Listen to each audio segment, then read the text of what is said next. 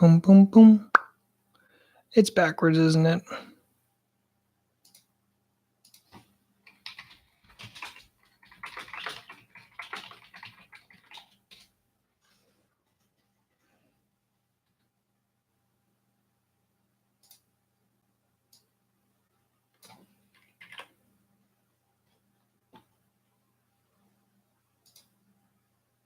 Woo woo. All right. All right. So y'all really don't see the screen backwards, huh? I wish I could take. Okay, if it's good to y'all, then it's good. On my screen, it is showing literally backwards.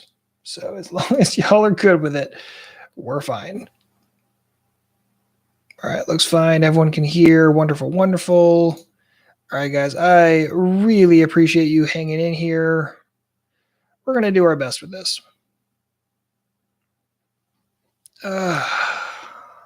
This is going to be tough. All right, so the reason why this is going to be tough is because switching over to this solution is not ideal by any stretch. And also because I pre-recorded the examples because they're incredibly technical and I wanted to make life easier for y'all to make following it more simple. And we're not going to have that. Interesting. Well, we might have to do that on the fly. Wonderful. Let me take the hoodie off. This is going to be a long one. I apologize, gentlemen. And any ladies that might be on the call, I apologize to you too. All right. Hilarious. My wife and I were talking earlier today, and she goes, so she likes to try to help me calm down for these kind of things. I get very excited. She goes, so like, what's the worst possible thing that could happen tonight? And this was, I think, was number 2, the software going down. So yeah, this is going to be real fun. Real fun. All right, y'all. So I'm just going to kick into where we were. We're going to do our absolute best and we'll have fun and continue where we were. Let me get the chat up so I can see you guys. Put y'all over here. Wonderful. All right. If for whatever reason it drops again, please let me know. All right, y'all.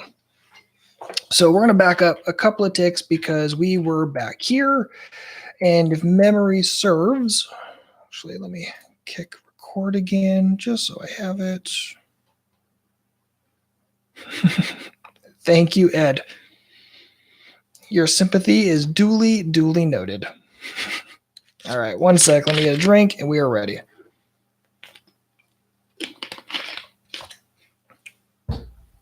All right.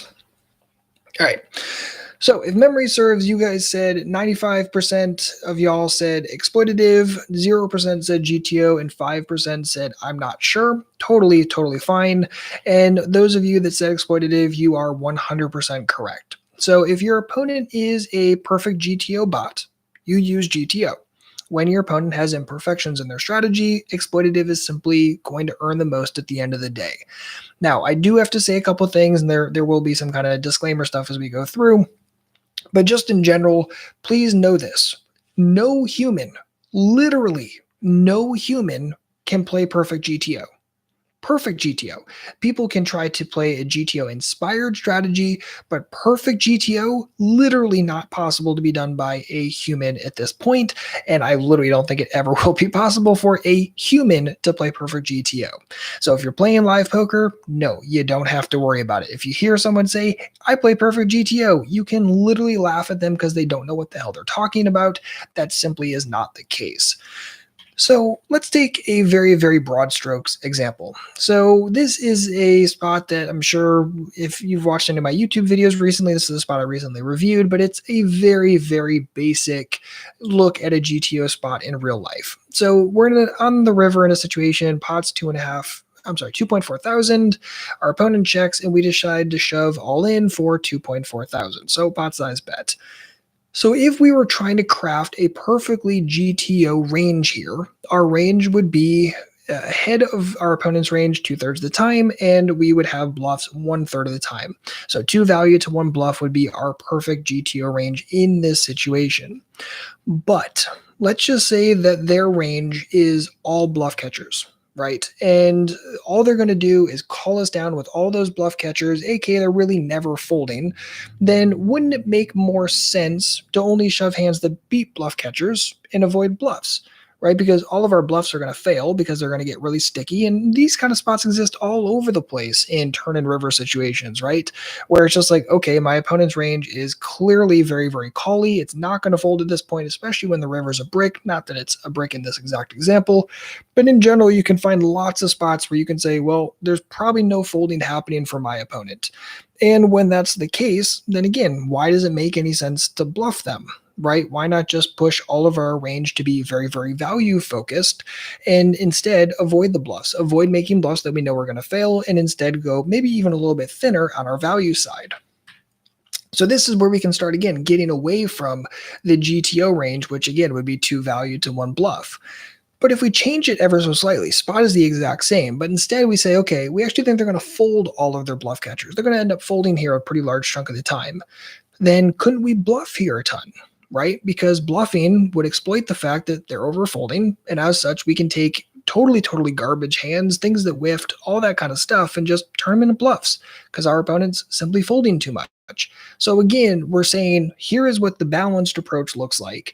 Here's what our opponent's actually doing, and it looks like by deviating from perfect GTO balanced ranges and instead saying, hey, here are my opponent's shortcomings. In this situation, we're saying they're going to fold too often.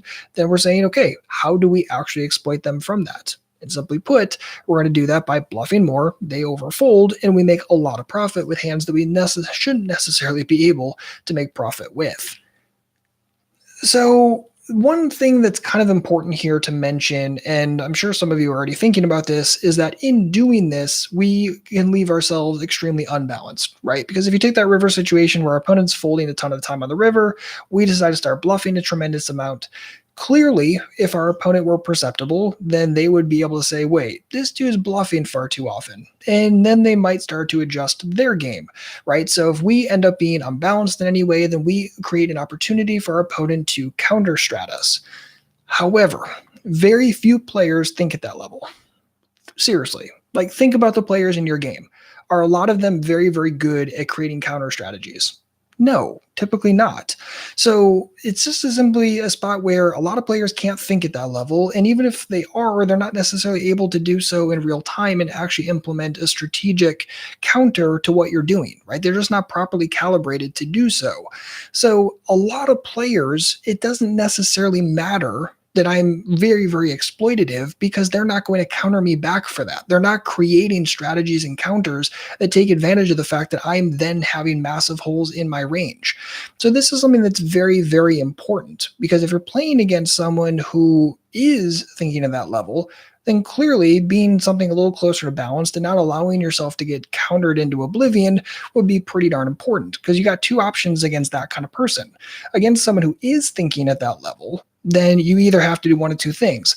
Either you play the leveling game and you're trying to figure out, how far down the leveling hole are they and how can I stay exactly one level ahead of them? Or you're saying, you know what, I'm just going to go towards the balanced route, stay there and really avoid like massively overexploiting and creating massive imbalance in my own game. Those are your options. And a lot of the times it's going to be a little bit easier to say, okay, I'll probably just stay a little bit more focused here and a little bit more balanced. But against most players who aren't thinking to that strong level, are not able to make counter reactions in real time, then I'm not super worried about it. Exploitation is the way to go. And that's just simply for this reason, right? The average player thinks about their hole cards, their feelings, and their money. Right? They're not thinking a lot about your range and they don't necessarily know how to strategically adjust when they actually find kinks in your strategy.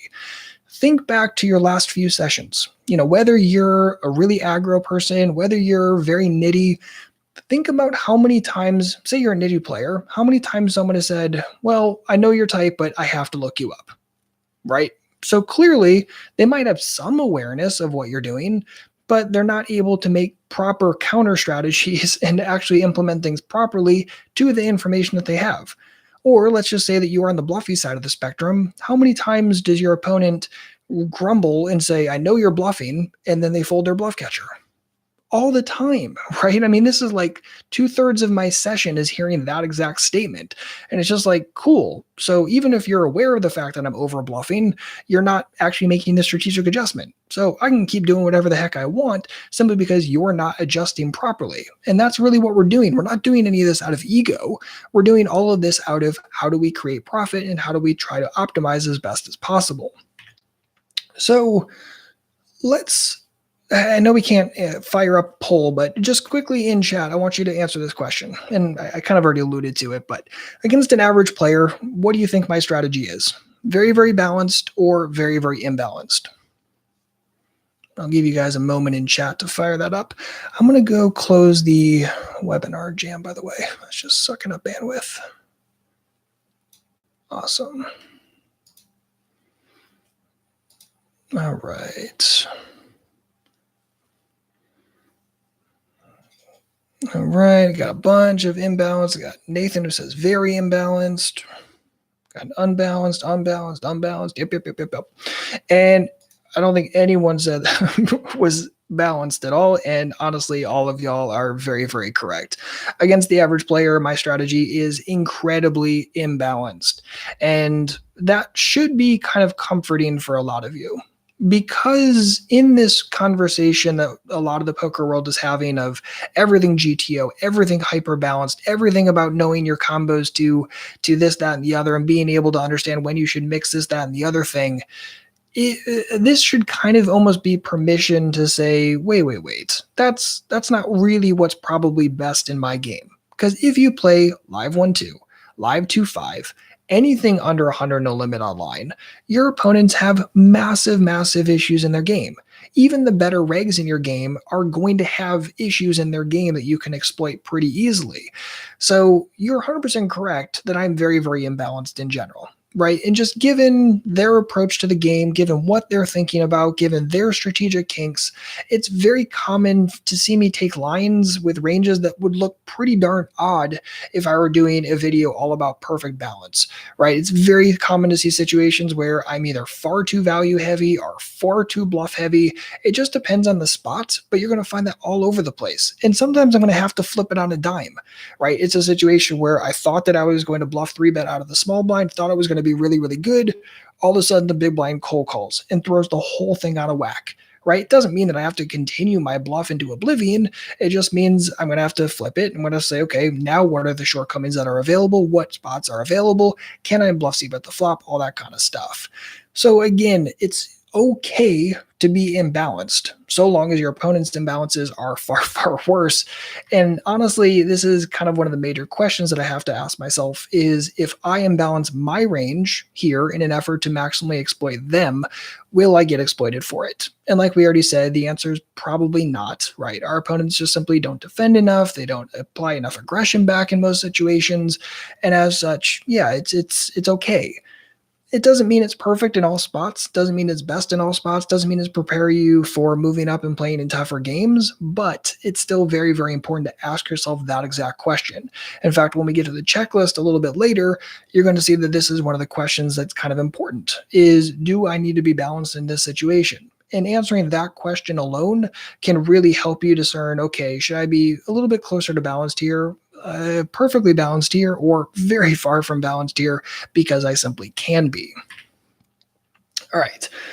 Which again brings us to a little bit of the GTO stuff, but when we're talking about GTO and the 1%, how does that stuff kind of factor in here? Because I know a lot of y'all have seen the 1% series, and it's very, very important that we understand how this all kind of merges together. So the value of GTO, the value of the 1%, is that these concepts boil down to a few very basic things. First is a back pocket strategy. So when I have no information about a player's strategic inaccuracies or shortcomings or their ranges or anything like that, if I have something like the 1%, I have a back pocket strategy. I have something that I can start with, something that I can work with, and I can go forward from there. If I'm thinking about the starting point of things, if I didn't have GTO, if I didn't have some basic model like that, I wouldn't know what balance looked like, right? And without understanding what balance looks like, I'd have a tougher time understanding what deviation looks like and whether that deviation would be good, bad, something in the middle, right? It gives me a really strong starting point. So you notice that both of these points are really about having something to start with, a starting point that gives us something that says, okay, this is going to be okay. May not be best, but it's okay. And it gives me something to use just in case. Now, again, thinking about how they respond, if I didn't have GTO, then I wouldn't know what my opponent's responses should look like, right? And that's a really, really big thing, right? If I understand what my opponent should be doing in this situation when I'm firing the river or when I'm doing this, that, or the other thing, I wouldn't really understand the whole thing. I wouldn't understand when I can get away with bluffing more or value betting thinner. So understanding how they respond, understanding how that compares to GTO gives me insights for exploitation when I can bluff a ton more, a ton less, whatever it is. Now, there is kind of a quick clarification here is that I am talking about my hand versus their range, right? So I'm talking about HVR, hand versus range. I'm not talking about RVR, which is range versus range. I'm very focused on what are my two hole cards, what is my opponent's range, what are my opponent's shortcomings, and how can I best play these two hole cards that I have. Which brings us to RVR, and you may be wondering, well, when the heck should I be using that then? So, if your opponent is a thinking player and they're putting you on a correct range of hands and they're making strong strategic decisions based upon your range, then be focused on RVR, right? If you're playing against me, you and I are both clearly thinking at that level. You're thinking about my hand, you're thinking about my exploitative tendencies, you're thinking about the way that I'm going to adjust, and I'm thinking about all those same things with you, then yeah, we need to be RVR. We need to be thinking about the ranges that we each have, our opponent's ranges, and we need to be making strategic decisions accordingly. However, again, if we're thinking about most of our opponents, they're not actively putting us on a range of hands very well. They're not making strong strategic deviations, and they're not really thinking about how to counter me and counter you. So if that's the case, we can pretty much focus on HVR, hand versus range, and not get overly lost in the RVR stuff, which a lot of people will do very, very often. So given that most players are weak hand readers, and again, even weaker coming up with counter strats, I'm going to focus most of my attention and most of my hands thoughts on maximally exploiting their ranges and their frequencies. So we spent a lot of time so far talking about factors, right? Very important factors that come into the conversation of exploitative versus GTO. And I'm laying these things out for a specific reason. Because in some situations, I can absolutely explode my bluffing frequencies profitably. And in other spots or against other opponents, it would be absolutely suicide to start bluffing at that frequency. So again, you have to understand when this stuff is applicable, when you should be leaning a little bit more balanced, and when you should be leaning a lot more exploitative. So if I'm playing in a tougher lineup, or even in a single hand against one of the strongest players, then I can quickly revert back to a more balanced and composed strategy. But in most games, I'm going to do the opposite because, again, we're not playing in that game.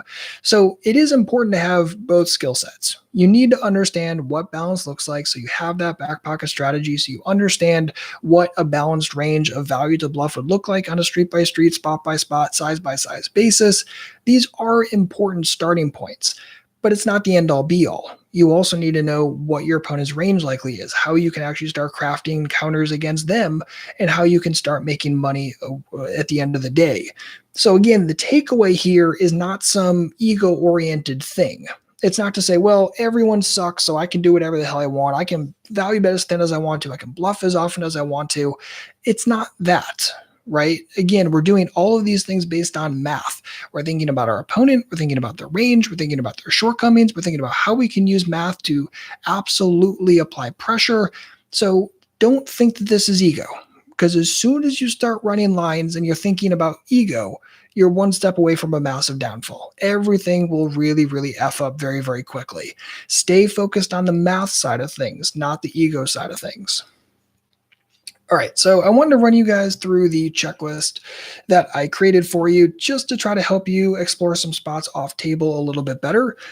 And if you kind of work with this checklist a little bit, it will make your life a lot easier when it comes to trying to find extra spots. And it will kind of give you a basic framework to start studying hands off table, but in real time use these questions to kind of really start finding answers faster. So let me see if I can just pop that up on the other screen. Hopefully. Y'all are going to have to let me know if you can see this. Cool. All right, y'all see the screen? Give it 1 sec. I don't think so. All right, 1 sec. Add source, screen capture. Add this. Cool beans. All right. Y'all see the exploits checklist now? Got a bunch of not, a couple of nopes. Got a yep. All right. All right, thank you. So remind me in 2 seconds to close that. Otherwise, that's going to create a nightmare and be up there the entire time. So thank you for the heads up on that. All right, so the checklist is pretty darn simple. We're going to start with their range. And by the way, we're going to use this in the examples that we're going to go through. We're going to plug in some very basic stuff about their range. We're going to think about the percentage of that range that's made of nutty hands, non-nutty pairs, and stuff like that. Good draws, weak draws, and air. Now, some of this stuff can be a little bit arbitrary and, a good draw or a weak draw. I don't know. You might say all things with 8+ outs are good draws, or you might say anything with gut shot plus overcard is a good draw. You can come up with a whole bunch of different definitions. It's really just to kind of start getting you thinking about what are the hands that aren't going to fold, what are the hands that might fold, what are the hands that are almost certainly going to be too weak to continue. This is clearly very, very helpful when we're bluffing, but even when we're on the value side of the spectrum, this can be really, really helpful. And then after that, we're going to start thinking about some common sizes, right? So if we're the ones that are the aggressor in the hand, think about how often villain's going to fold when you throw out some pretty common sizes: third pot, 2/3 pot, and 1.3 pot. And then also when we're facing aggression, how often do we think villain folds against these raise sizes? So 2.2, 3, 4, and all in. And the reason why, and clearly you can always ask more questions, right? You can say, okay, well, what if I raised 4.5x, or what if I raised 6.2x? Whatever it is, you can always get as specific as you want to. But a lot of the times when people are doing this kind of exploration or this kind of thought process in real time, they're very, very focused on 1 or 2 sizes tops. And when you're going to spend the time to review a hand off table, take a moment and think about what are some of the other sizes that are available. The more you do that off table, the more often in real time you're going to be able to find spots where, oh, I guess I could use a really small size here and still get away with it, or a really, really large size and all of a sudden create a ton more folds. These kind of things can be very helpful. But if you only ever say, I'm going to bet here, I already know what my bet size is because it's going to be X, but maybe X plus 5 would have been better. Again, the whole point is to start getting you to think about some other spots and other sizes that are available, because oftentimes that can help you find extra profit and, again, help you find more optimizations across the way. The other question, like I kind of mentioned earlier, is balance important here? And this is a question that I always ask myself when I'm in a hand. Again, is it important? Is it not important? Or is it a little important? Essentially, if it's not important, then I am just purely exploitative. And that's when you're going to find me probably bluffing too much or bluffing far too little if my opponent's too sticky. If the answer is yes, then I'm probably going to shift most of my attention back to having a more balanced approach in my game, a proper value to bluff ratio. And then if it's a little, then it's probably a spot where my actual decision with my hand is going to be somewhere in the middle, right? I'm not going to over bluff. I'm not going to overvalue. I'm going to find something in the middle. And it might be a spot where maybe I was supposed to have 1 bluff to 1 value, but I decided to throw in a few extra bluffs. And yeah, my density is a little bit off. It's a little too bluff heavy, but it's because my opponent's folding just a little bit too often. Right. So again, I don't have to go overboard. It's not that I either bluff 100% or I bluff 0. There are answers in the middle. And that's usually when the answer for this one of does balance matter against my opponent here? When it's a little, then yeah, then I'm probably going to find something a little bit closer to that. And then just some final basic questions. Are there current auto profit opportunities? Are there future auto profit opportunities? And this is just spots where my opponent's folding far too often, right? If they're folding more than the break-even percentage, that is auto profit. So I'm looking for those. Are there any available right this moment? And just because there's not doesn't necessarily mean there won't be future. right? How many people are getting a little bit better at continuing against flop C bets at a decent frequency, but if you barrel, all of a sudden they're folding far too often on turns, then you might not have an auto profit opportunity on the flop, but it might have a massive auto profit opportunity on the turn. So I don't just want to say, well, because it won't work on this street, but there are future streets to play that all of a sudden I shouldn't do it. I have to think about multiple streets. And then finally, which line do you think is going to perform best? That can be very, very helpful for saying, okay, well, maybe there are multiple plus EV lines, but which one do I think is going to be optimal in this exact situation? And yes, some of this stuff is going to require assumptions and some of it's going to be tricky, right? When you're playing in real time, you don't have Flopzilla, you don't have your EV calculators with you, but this is why we put in the off table work. This is why we do our best to try to find this stuff. And we do it enough so that in real time we can say, oh, yeah, this looks like something I've explored before. This is one where I think they're probably folding far too often. And as such, I'm going to implement accordingly. All right, so I'm going to shut it down. All right, perfect. Y'all good? Y'all won't see it anymore, right? All right. I'm going to assume that's a no for the moment. All right.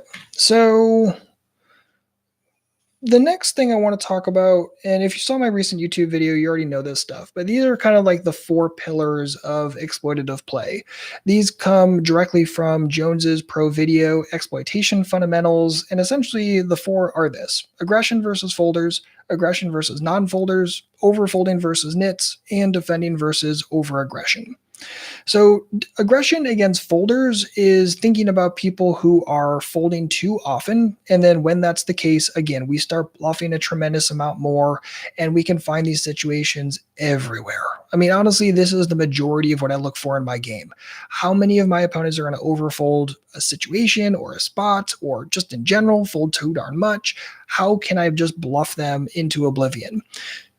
And what I should kind of specify here is that, again, this can be looked at from a singular point of view, meaning, okay, I think my opponent's folding too much on this turn, so I bluff more often, but it can also be used earlier in the hand. For instance, if I'm in a situation where I'm going to isolate a player, and this is the kind of person who typically tends to overfold somewhere along the line post flop, maybe they fold too often on flops or too often on turns, right? Then what I can say is, okay, again, I don't think it's going to be outright profitable for me to 3-bet this person or raise this person, because I think they're going to continue a lot, but I think they're going to overfold somewhere. So I can load in a bunch of extra bluffs into my preflop range and then go forward from there. So again, it's not just that we can take advantage of a spot when we get there. We can also be proactive in that thought process and find ways to load our ranges to appropriately take advantage of their shortcomings on future streets. The next one is aggression versus non-folders. This is typically going to be your value stuff. So if someone's not folding very often, I'm not highly incentivized to bluff them too often. So really against a non-folder, it's how thin can I go for value and how large can I size in order to get the job done. And just for the record, you might have a situation where, let's just say you bet third pot, they are never really ever going to fold. But if you bet 1.5x pot, now all of a sudden they're going to fold a ton of the time. So you notice that both of these things could possibly exist on the same exact street, but at different sizes. So again, it's not to limit it to this is it, but think about the size and how that's going to impact everything along the way. Okay, the next one is overfolding against nits or people that are nitty in a specific way. So take someone who is just, very, very tight and they decide to overbet the river against you.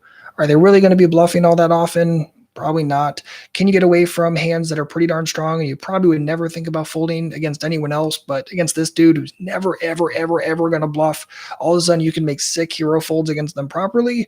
That would be a situation where this is how you exploit them, right? They have no bluffs in their range, like ever. And as such, you exploit them by getting out of it and not giving them action, not paying them off. You take advantage of them by using aggression against folders, but you'd be very, very careful when they start getting aggressive against you. And then the fourth one is defending versus over-aggression. So this is essentially someone who bluffs too often and making sure that you're not just constantly overfolding. If you overfold against over-aggressive players, you will lose a ton of money very, very slowly. And this is what happens to a lot of players. They don't even realize it's happening, right? They're just simply folding a little too much, folding a little too much. And, at the end of a session, whatever, you're down a little bit or you break even for the session. But over time, that adds up in a huge way. And you make yourself a bigger and bigger target against people that are paying attention. You're inviting more aggression against you.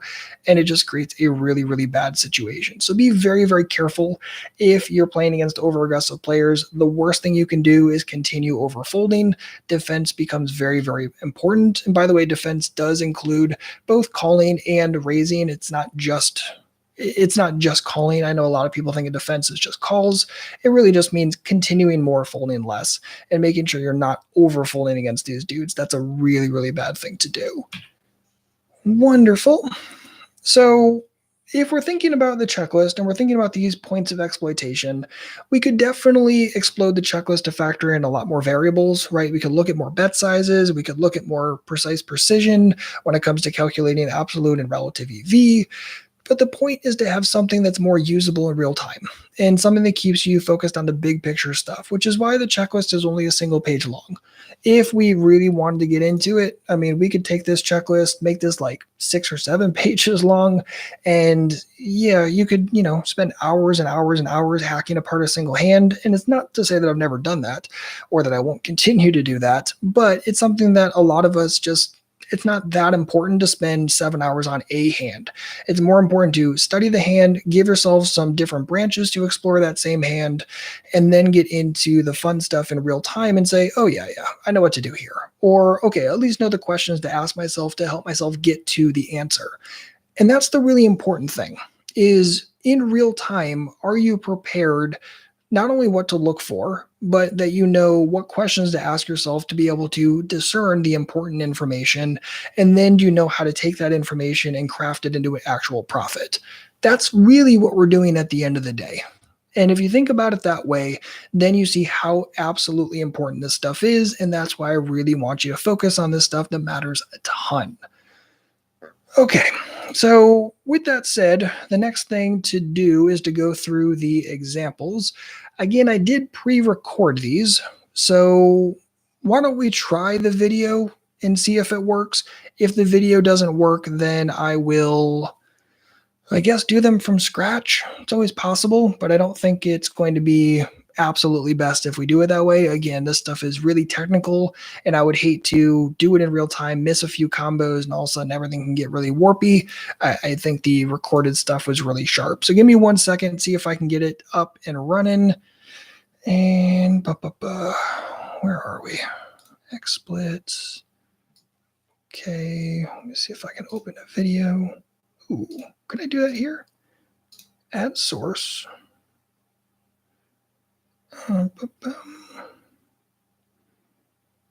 Streams. Ooh, media file. Let me see. Oh, this would be so good if we can do this. Boom, boom, boom. Okay. All right. Give it 1 second. All right, hold on. Is that playing right now? All right, pause that. Did anyone just hear anything when that was playing? It only played for a couple seconds.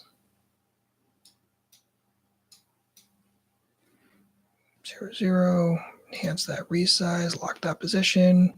Got a bunch of no's. Okay, perfect. Stream only. Audio output. Uh-oh. Where'd it go?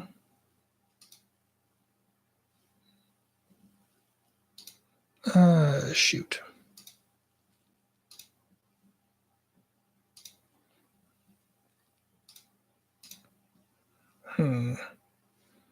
Play on scene, enter. Remember playback position. Sorry, guys. I really appreciate y'all being so patient with this. All right, I want to push play on it. I'm not 100% sure if it's going to roll.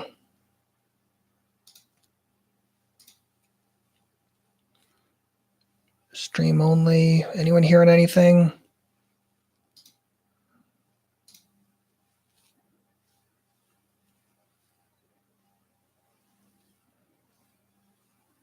Ooh, someone said they're hearing something. That's good. Got a bunch of no's. Okay, so no one. So y'all see it, but don't hear it. Is that right?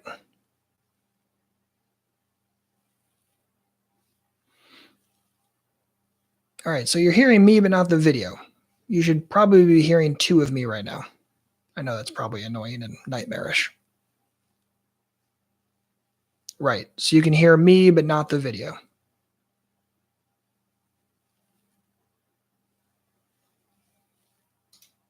Okay, let me see. Okay, thank you guys. I really appreciate it. I will try something. Audio preview, system sound, microphone.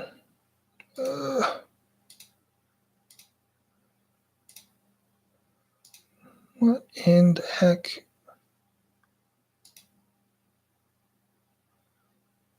Screen capture, game capture.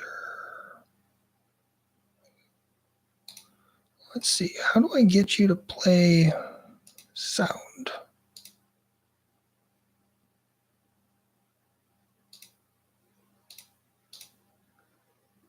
No, I don't want any weird masking.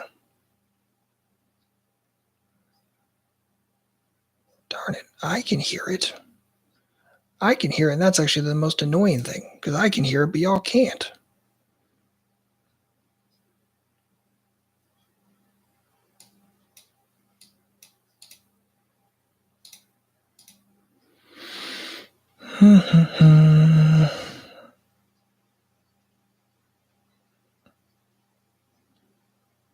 All right.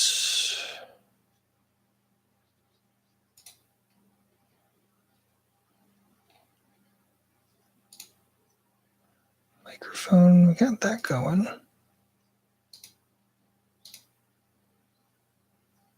Advanced. This is why you're not supposed to do it this way.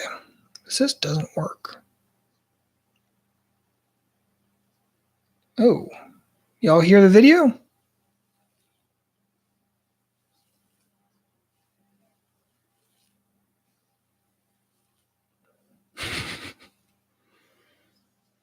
Anyone hear the video yet, or still no? Still no. Gosh darn.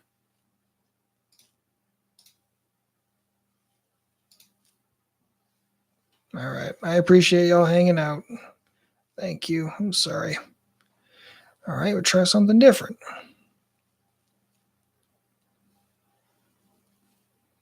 Okay. So that I need you to go away because you're not working. We will open up the video on the computer, see if that plays. Not gonna lie, don't have high hopes for this.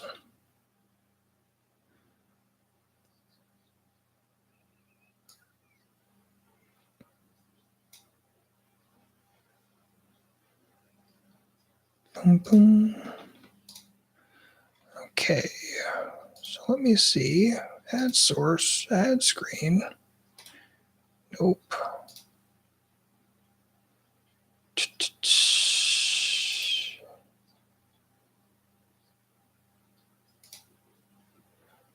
All right. Sure, that's reasonable. Bum bum bum bum bum bum bum.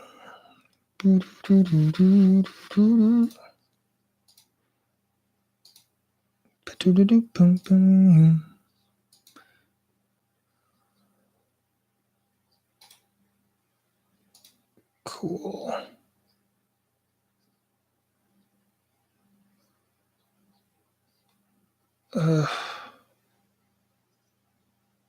This is brutal. I'm sorry, y'all. I can't even figure out a way to do this. Yeah, it's not letting me do that. Well, pardon my language, but fuck.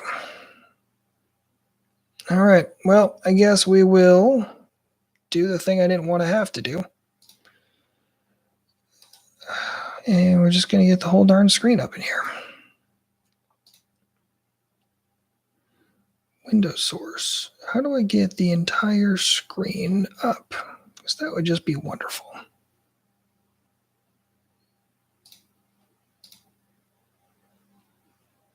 Oh my goodness, I'm going to have to click each thing individually. All right, we already got that up. Let's get some hands up. Oh, you're not even reading that, huh? Fuck me.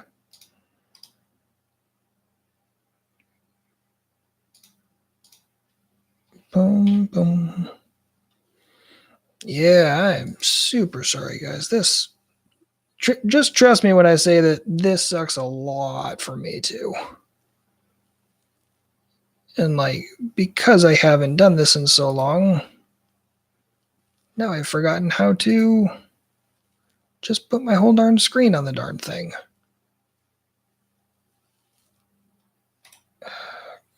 Can I add an audio source? Or y'all removed that option, didn't you? Of course you did.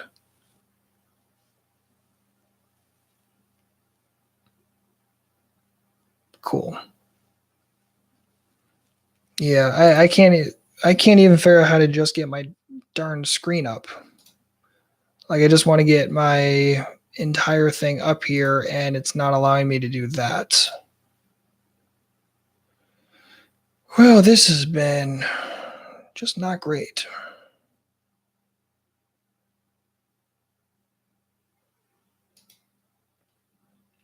All right, let me see if I can just capture this entire screen and then we'll go through it one by one.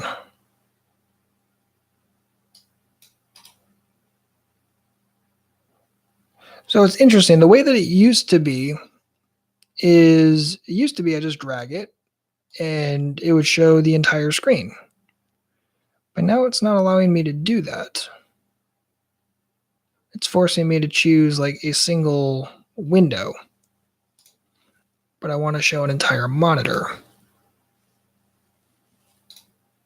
Anyone use XSplit? Remember how to do this? Ugh.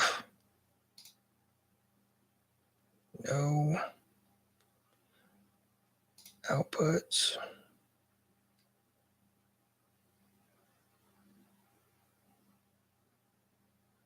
All right, y'all.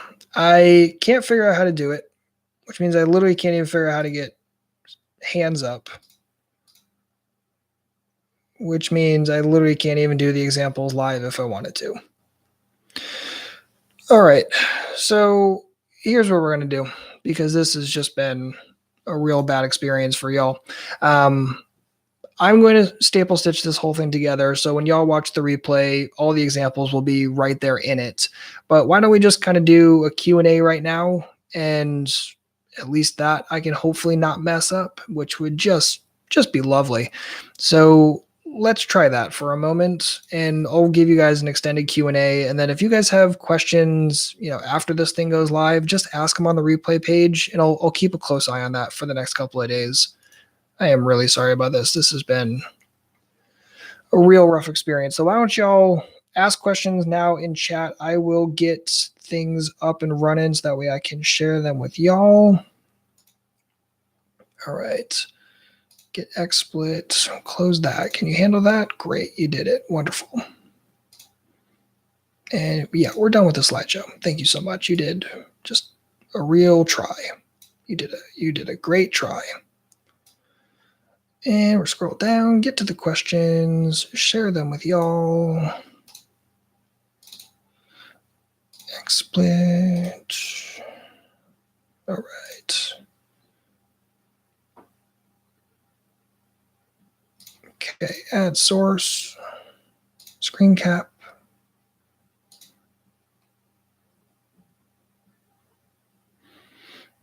All right, let's try that. And effects, layout, full screen. All right.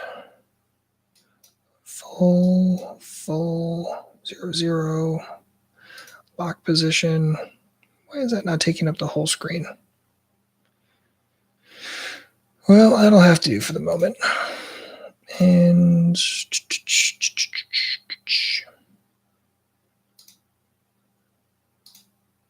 and enhance the resize. Refresh. All right, so y'all see that? Should be a big Q&A thing.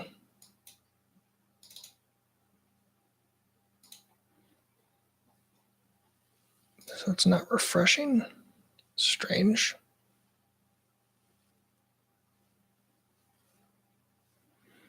Yeah, I'm sorry, Ron. Trust me, I know I'm not trying to make that be the case.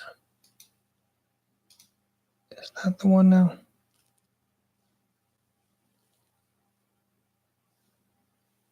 All right, I'm deleting all of you. Delete, delete, delete. Try this one more time. I swear, I don't get tilty very often at the table, but when tech things happen, when you really don't want them to happen, not fun.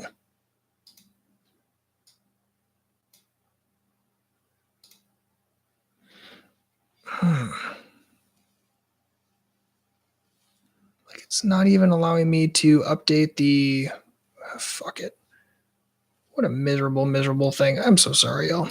And yeah, I'm gonna keep griping about it, I guess, because that's fixing things. Literally can't even get it to show the proper slide. Enhance the resize screen, exclusive Windows capture. I don't know what that's doing. Have that. Asking questions, and I know we can't ask questions about the examples, but if there's anything like conceptually about anything we've talked about, then feel free to fire it into the chat right now. We'll be checking that and kind of getting on these things as we go through. I did get asked a couple of questions early, so I figured I'd start with those. So the first one I got asked was, when should I deviate from the 1% 70% model? And given Hull's newer pro video plus Ross's upcoming book, which was recently talked about on the podcast, is the 70% number still in play? So I think this is a very fair question. I know Hull's kind of latest pro video, he kind of discussed this number probably being a little closer to 50%. So I know there's a lot of question about the 70% number, and let's just kind of get it right out in the open to start with. The 70% number is not the silver bullet that a lot of people are hoping it was going to be, right? It was a starting point. It's a number that's far better than nothing. It's a number that keeps you from being overly nitty. And what most people have is the issue of underbarreling, underbetting in general, meaning betting too little rather than betting, underbetting the pot or anything like that. And the 70% number isn't perfect, but it's based on something that gets you in the ballpark. So deviating from it, again, we've already talked about when we should deviate from just the general models in general, anything that's either perfect GTO or like inspired by GTO. We deviate from it when we think there are exploits available within our opponent's strategy. So just in general, it's not a question of, is the 70% number still in play? Is it now 50%? Is it 62.3%? It's nothing like that. It's just understanding the starting point. Again, it's a starting point that's far, far better than nothing. And when should you deviate from it? Well, often, right? As we've already kind of determined, there are a lot of times when our opponents just simply are overfolding or are far too sticky, and as such, we should be deviating from it regularly. Yes, the 1% lays out a starting point in terms of a number, the frequency number of 70%, in terms of some basic ratios when it comes to your value to bluff ratios. It gives you a starting point. Again, we're back to that back pocket strategy, but we're not down to perfection. It was never proposed to be perfect. It's clearly imperfect, and it's clearly doing its best to simplify an advanced model. So don't take from the 1% or any book you read like that and say, okay, is this going to be perfect? It's a starting point. It's a really good back pocket strategy, but should you be deviating from it? Yeah, most certainly. When you have any information whatsoever, you should either be deviating a little bit or quite a bit. Again, there are a lot of spots where 1% might tell you to have, very few, or let's just say early, you're supposed to have one value for two bluffs on the flop, according to 1%. But maybe it's a situation where your opponent's just simply folding like a ton of the time against c-bets. Well, bluff more often, right? It's not that you have to be limited to these models. They are starting points. They are simplifications of advanced things. Don't look at them as the end all be all. Another question I got was in your laws of hand reading article, you mentioned that one of the L's stands for linear, and I thought that linear meant depolarized. So if you remember the laws of hand reading or kind of the three L's, it's learning, it's linear, and it's I can't remember the third right now. But anyway, one of them was linear. And essentially, the thought process was that everything happens in a line, meaning we go from action to action, street to street. That's what we're doing ranges with. Ranges don't get wider from street to street. Everything is going from action to action, street to street. It's in a straight line. Now, yes, I've been corrected on this that in the pure, academia of math, that is actually not an appropriate usage of it, but I couldn't figure out another L that meant everything kind of being straight down the line. I thought linear worked. Apparently, it's not a perfect definition, but it is what it is. And I totally get the confusion because linear started to mean depolarized right around that time. That's when that phrase really started coming out. No, when I say that ranges are linear, it does not mean that they're depolarized. There are tons and tons of spots where ranges are very, very polarized or slightly polarized. So it's not to mean that in the slightest. It just means in a line. And when you're thinking about putting someone on a range of hands, it's from action to action, street to street, and ranges either stay the same width all the way through, or as is more often the case, they get narrower as hands leave the bucket that we're currently exploring and the line and the branch that we're currently looking through. Wonderful. I got a couple from Kat over on the side. One sec. Bum, bum, bum.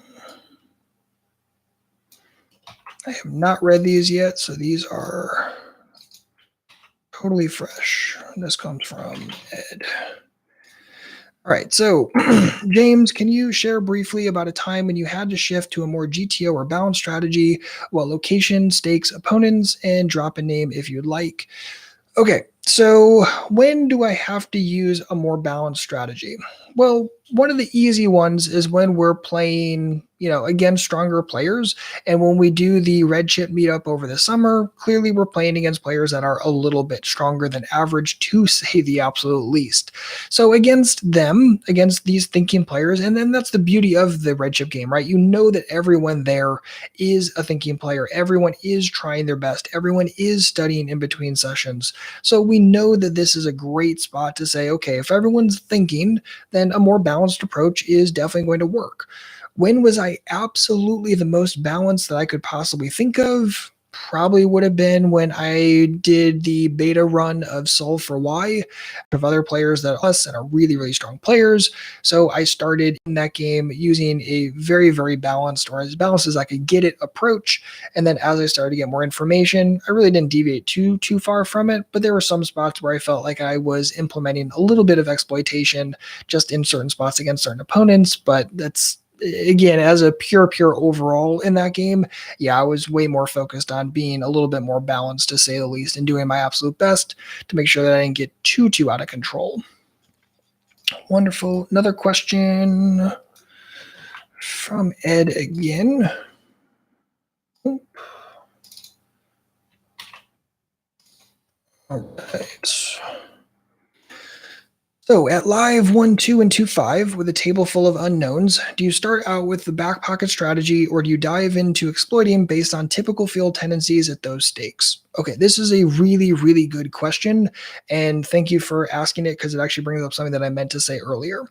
So when it comes to the back pocket strategy, right, I mentioned that a little while ago and what that means when we're talking about, starting with something like the 1%. We have a back pocket strategy. We have something to start with. However, there are a lot of times, let's just say a typical 1-2 game, right? I have some player pool understanding on what the average 1-2 player is like. I kind of know what they do in terms of bluffing. I kind of know what they do in terms of valuing things, in terms of showdown valuing things. So what do I do in that game? Do I go with a pure back pocket strategy, or do I start with something that's a little bit more tailored to the player pool? It's more likely going to be player pool based. And if I'm being totally honest, right, if I'm sitting in a 1-2 game and player pool analysis says that overall they're a little too sticky, and in this situation it's early at a brand new table, there's a very, very tight old guy who's been playing very, very snug, I might say, okay, maybe I don't think he's going to be overly sticky. And if this dude, three bets me one time, I might say, you know what, based upon my player pool analysis of dudes that look like you and play like you, I think you're probably not bluffing here enough of the time, and as such, I will get away a little bit more. So yeah, I'm typically going to say back pocket strategy is first, then player pool analysis goes two, and then pure information on your opponent goes number three.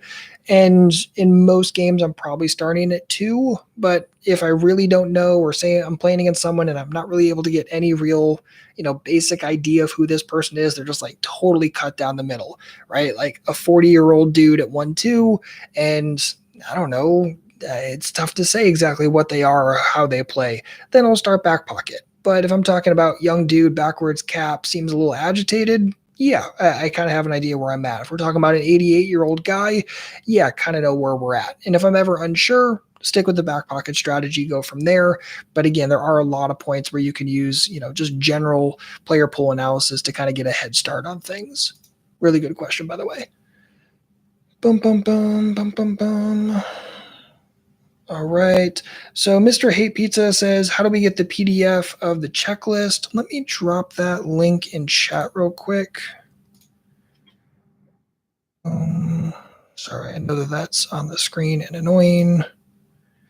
So in the syllabus, and there's the link for the syllabus in the chat, just go download that. And then in there, I think page number 3 or something like that, you'll find a link to download the checklist. Wonderful. And what else do we got? All right. So this one also comes from Mr. Hate Pizza. I don't think you actually hate pizza, by the way. All right, because who can possibly hate pizza? All right, so if you exploitatively 3-bet cutoff from the big blind and get a call, do you just play poker from there, or is your c-bet percentage basically 100% regardless of the flop texture? All right, really, really good. Unfortunately, again, because we didn't have the examples, it's tough to kind of give something to point back to. But when you watch the replay and you get the examples, you'll see what I'm talking about here. But essentially, what you did when you're 3-betting that person is you said, I'm going to make this decision exploitatively, which means you either thought one of two things. Either that the cutoff was going to continue a good chunk of the time, or that you thought the opponent was probably going to fold too often. So you need to carry that same logic as you go forward to the next street. So let's just say that you 3-bet the cutoff and your thought process was, this is someone who's going to fold far too often against 3-bets. Okay, you 3-bet them to exploit that issue, and they continue. Well, when they continue, they're continuing with a much, much stronger range based upon all the assumptions you've made so far.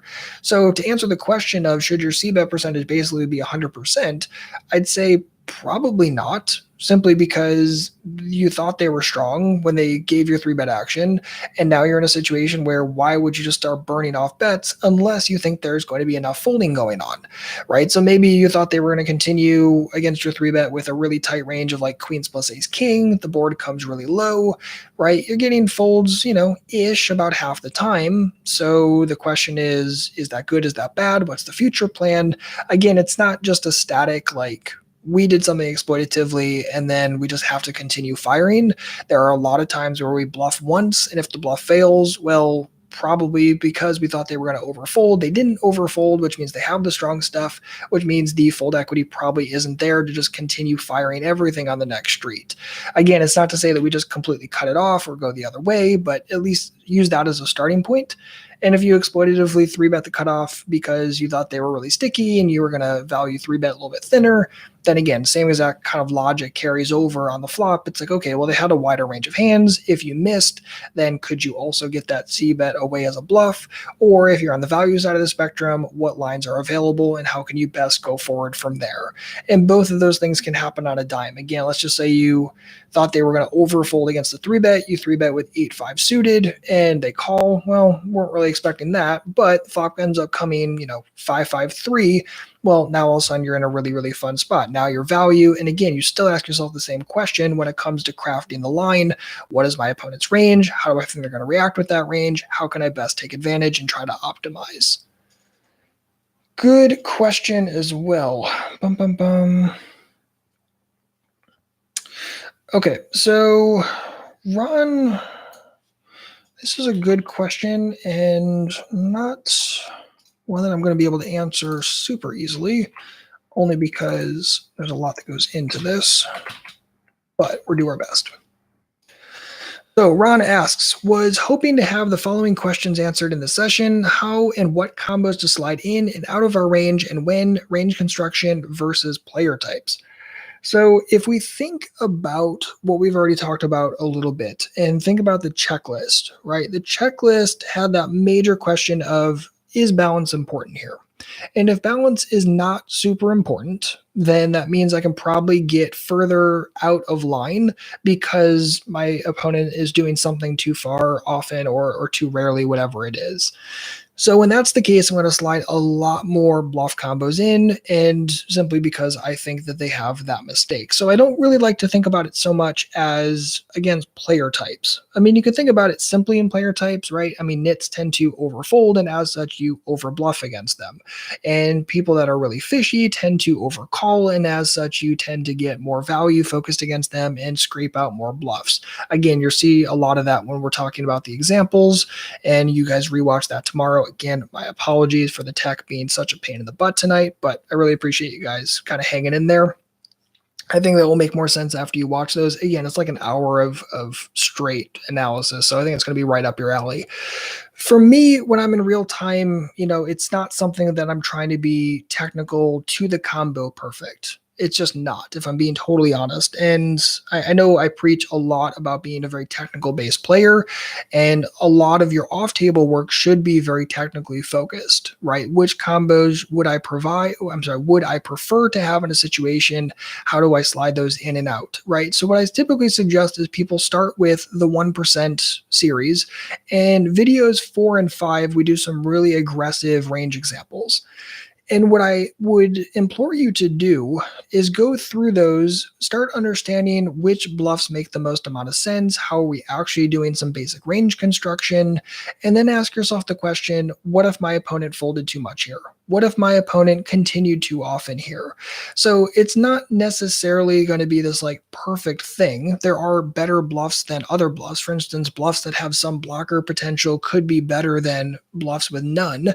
So that's the way that I kind of prioritize the bluff combos. But I start with the question of, what should my ratio look like? Should it be very, very value focused or very, very bluff focused? And that alone will help me start crafting a range of hands. But again, we go back to the statement I made earlier that my major focus is really going to be hand versus range when I'm playing against these players, because I think they have so many strategic issues and shortcomings that that's going to be the better way of going about it. So I hope that kind of gives like a starting point for it. I know it's not a perfect answer, but honestly, this is we could spend hours upon hours upon hours going through a single hand to kind of start crafting through this. So it's more about getting the big picture parts of this. Start with the ratio, what does a good value to bluff ratio look like here? And then start thinking about, okay, well, if they're overfolding, slide in more bluffs. Which bluffs should you prioritize versus not? And then same thing on the value side of the spectrum as well. So hopefully that's a starting point that can kind of get you in the right direction. All right. So let's see. Boom, boom, boom. Next one comes from Ostaba. There's no way I'm pronouncing that properly, and I am so sorry. It's a dope name. Just really have no idea how the heck I would pronounce that. I love that about new names. I love when I find a name and I'm just like, I don't know how to pronounce that, but that seems like a really dope name. Hopefully it has a cool meaning too. Cost. See, it's the BH. What does the BH sound? Buh?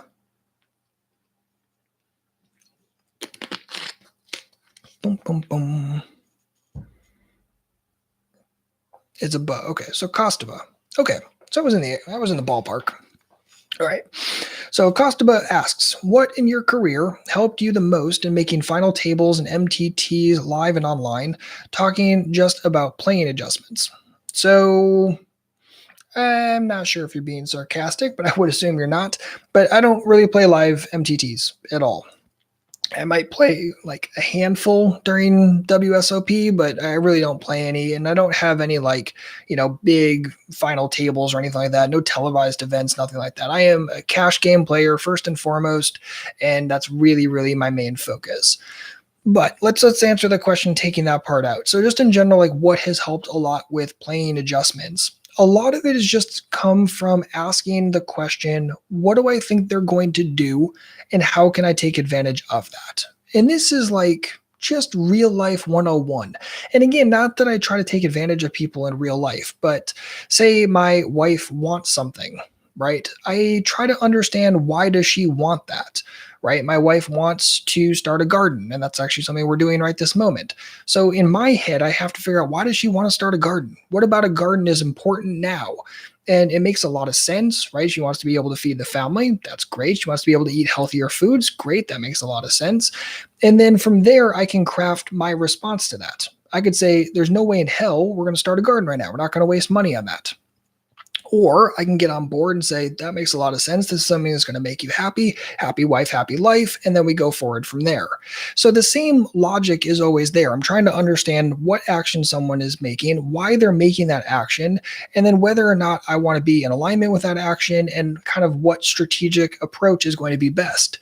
For instance, if I say no to my wife in a very, very aggressive way about this whole garden thing, is that going to make my life any better? Almost certainly not. Is it going to make her life any better? Most certainly not. In turn, is that going to make my son's life any better? Most certainly not. So again, I'm thinking about not only the situation, I'm not only thinking about the response that I could make, I'm also thinking about all the effects of that. So for me, it's just I'm an extremely introspective person, and I'm always exploring what's going on and trying to understand why it's going on. And that has translated very, very well to poker. Just thinking about who players are, what they're likely to do, what they're likely thinking, what they're likely feeling, good, bad, and everything in between, and then making decisions based upon that. And it's beautiful in poker because we can make these decisions. Everyone is voluntarily there, and the pain is what everyone's pain threshold is. If you didn't want to play, if you didn't want to get pain, then you wouldn't have played. And as such, we're all here voluntarily, right? In the real world, I have to temper all of my decisions because I don't want to create pain in people's lives. But at the poker table, it's all about pain. We're playing a game. It's literally what we're there to do. So, some of the things that I do at the poker table don't necessarily translate to real life, but everything I do in real life can translate to the poker table.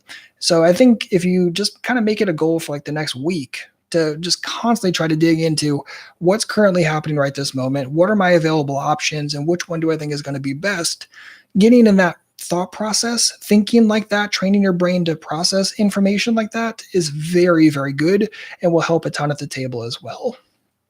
So hopefully that helps, but I'm not sure if that's the answer you were looking for, but that's the answer I have for today.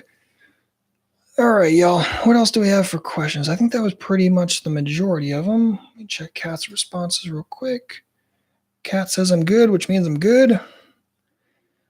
Meditation is good. Prayer is also good, for sure. Kasaba, you are very, very welcome. Thank you for the question. Boom, boom, boom. All right, we'll do one more because I see a good one coming in from Nathan. Boom, boom, boom. All right, we'll do one more. Let's duplicate this slide.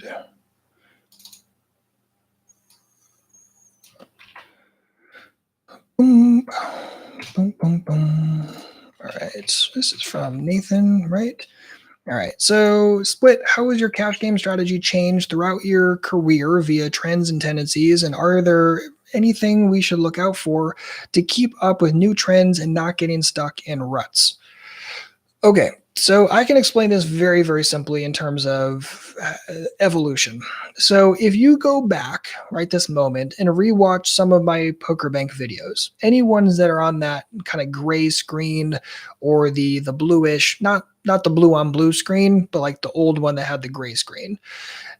If you watch those, you will see a very, very different split suit, an extremely different split suit, one that was significantly tighter and everything was really, really straightforward.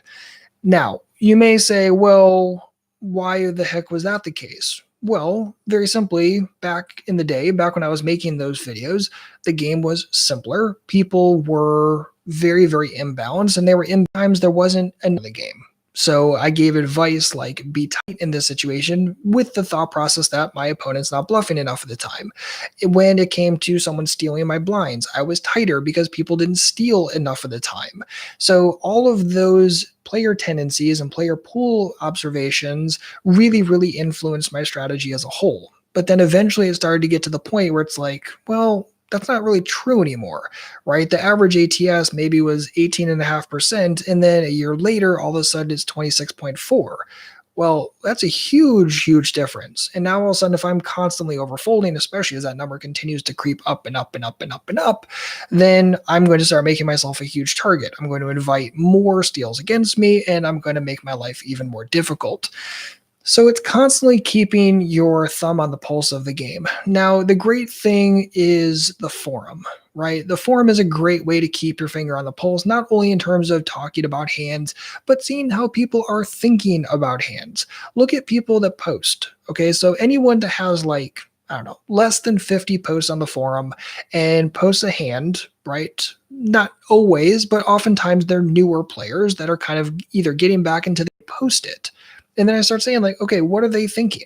What's going through their head right now? Are they making decisions based upon trying to be balanced? Are they making decisions based upon trying to, just slow play things? Are they making decisions based on fear? Are they making decisions solely based on their own two hole cards? And oftentimes it's a mishmash of those things, but I'm trying to understand what are they thinking? What's going into their thought process? Because if this person is thinking that way and they're playing, say, 1-3 live, then I say, okay, this is probably indicative of what some 1-3 players are playing like, right? You identify yourself as taggy, and you probably are, or maybe a little bit nitty, but whatever, you're in, that ballpark. Then I can start understanding how more people in the player pool are thinking. And not that it's going to be necessarily one-to-one across the board, but it gets you in the ballpark when you start seeing things shift, right? If all of a sudden you start seeing a lot more check raises, right? That could easily be a player pool thing. And even more so when poker, if you really think about it, well, humans in general are very monkey see, monkey do, right? There's not always a lot of thought about why someone's doing something. Rather, it's just a lot of people are doing something. And as such, I'm going to do so too.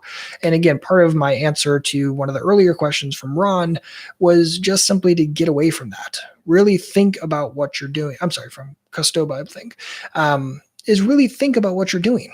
Right. And if you do that, you're not going to fall into bad groupthink. You're not going to fall into getting lazy and letting other people make decisions for you. You're going to understand what goes into a good decision, what questions are important to ask yourself, and how you can make good decisions quickly.